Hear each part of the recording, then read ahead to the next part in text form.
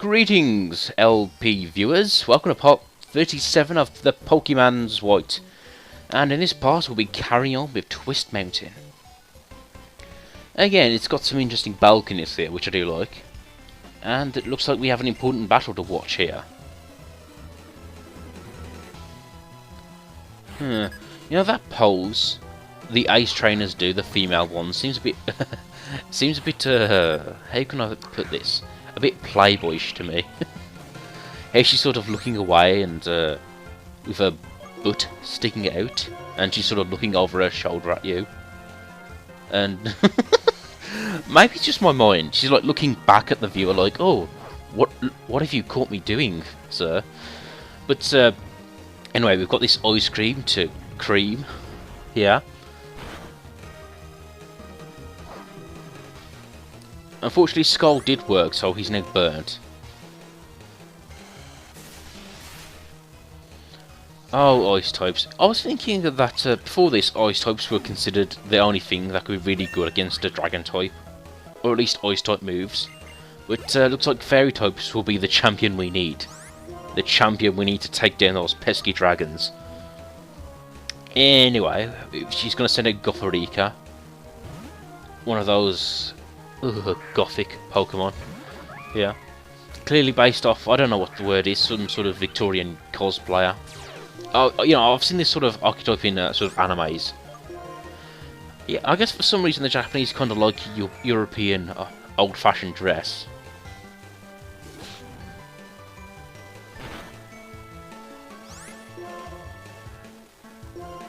Damn, look at the damage he did. And it's not even super effective.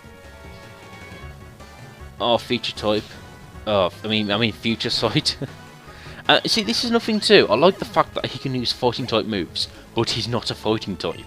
I can send him out to psychic types and not worry about getting super effective hits. Honestly, the levels of awesome on this Pokemon is pretty cool.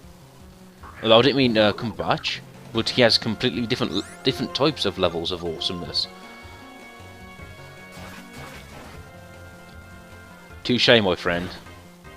I like the fact that Leaf Blade looks like an actual sword. But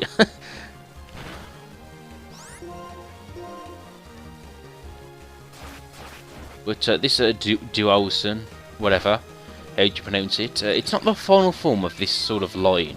Its final form can actually be quite devastating. But we'll deal with that later.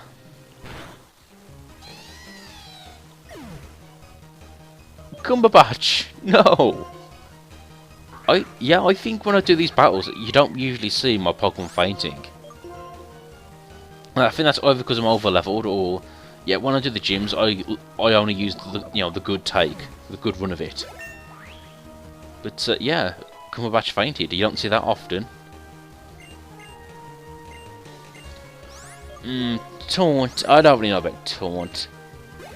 Apparently it's good in competitive battles.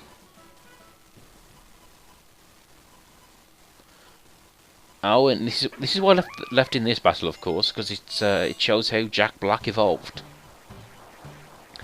Now, when I first called this Pokemon Jack Black, you might think, well, he doesn't really look like Jack Black. Well, look at him now, son. Oh, damn eyebrows. This is Darmanian, and yeah, he's pretty cool. He's still a fire type, but like as you can see now, he's going to learn one pretty cool fighting type moves. Hammer Arm, it's very powerful. It lowers the Pokemon's speed low, which is a minus, but it's still worth learning. I erased Dig. Actually, that seemed a bit of a mistake. I think it would have been good to at least have one ground type move.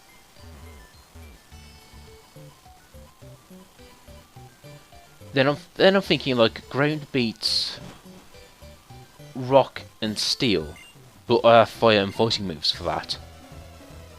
Well, I guess if I come across a poison type and I only have Jack Black to use, that might be a mistake. Anyway, this guy sends out his Boldore. Honestly, you're boring me with these Boldores. You're not exactly bowling me over. See, here's the thing with Boldor. Even though he's just a rock type, and not a rock ground type, he might as well be, because you can see how much damage water did to this guy.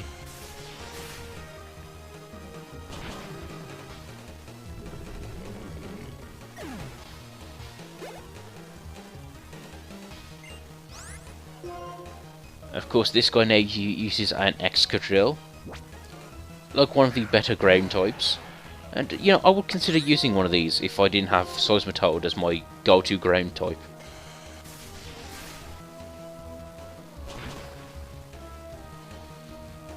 Of course, to be exact, he's a ground steel type, which is good, which means, essentially, he's not weak to grass and ice type moves. They're sort of balanced out. Ooh. Home claws. Okay, I should be worried now. I should take this guy out before he can pwn me.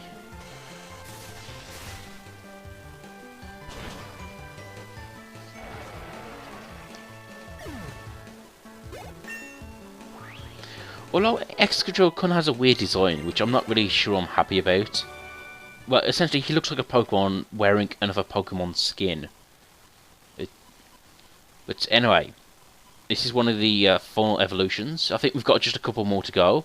But with this, Charlie Brooker, my Palpitoad, will now become Charlie Brooker, my Seismitoad.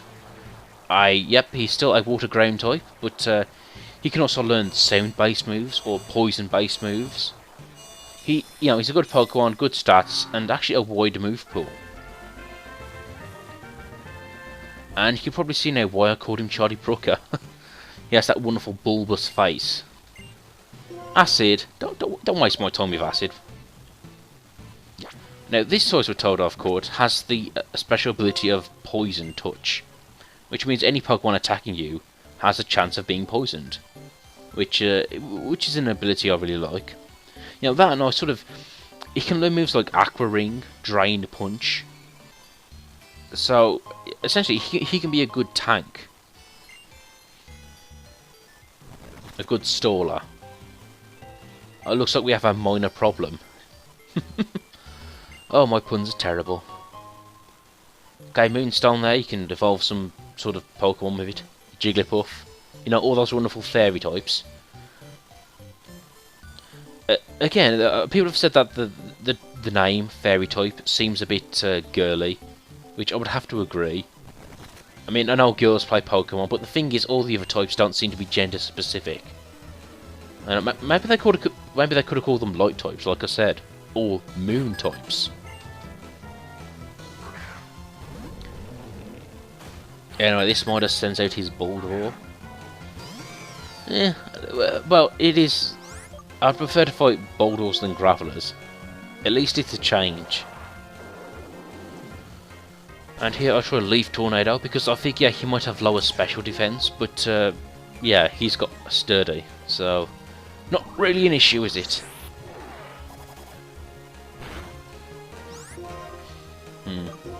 I'm trying to think if there's an attack which does more damage if you have low HP. And yeah, oh, I think it's something called Reversal or something. That'd be pretty cool. That'd be pretty cool for like a Boldor to learn. Like have a move called Rock Revenge. Make it extremely powerful. And no, you make it normal powered, but make it do double damage if the opponent has only 1 HP. You know, then Boldor or Graveler, they get hit by a move. They have Sturdy, that they have 1 HP left. Then they use the move Rock Revenge. That would actually make them kind of overpowered if that was true. Like, I do know there's a really powerful rock move called Rock Wrecker, which I guess could work the same way. Well, I say it would work the same way. Rock Wrecker doesn't really work like my Rock Revenge move I just explained, but it is extremely powerful. And if your Pokemon had Sturdy as an ability, it would at least ensure you had the chance to use the move Rock Wrecker. So I guess that's this sort of roundabout point I'm trying to make. Again, rock moves, they tend to be really effective. They can be fire, bug, flying types, and ice types as well. But again, they have really low. They tend to have like, sort of low accuracy.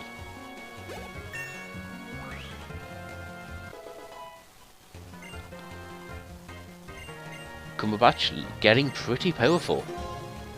Ooh, Coil. Now this is a really good move. It's sort of a status move, and it raises your attack and defense.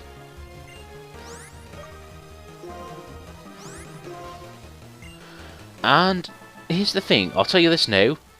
I decided not to teach Cumberbatch Coil there, but I'd come back at a later date to teach it him, because it is actually a good move. And I was a fool to say no to it here.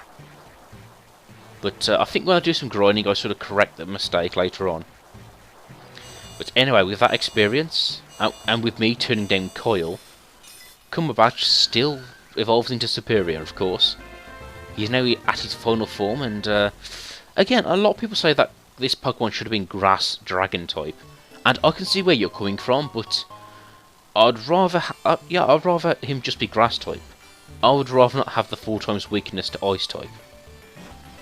But anyway, Serperior, he's a pretty elegant, pretty grand looking Pokemon, and I think that's what a good Pokemon should look like, or at least a good starter Pokemon.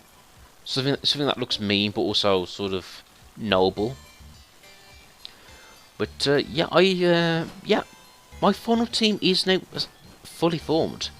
They're all fully evolved, so good news. And it's fair enough, because there's just one more gym leader left, and then we can make our way to the Elite Four.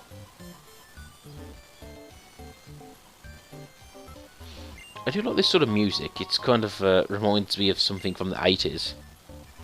I don't know what I mean by that. It's probably because it sounds synthy.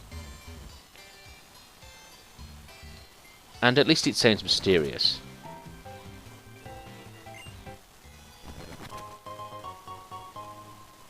Ooh, Electric Gem.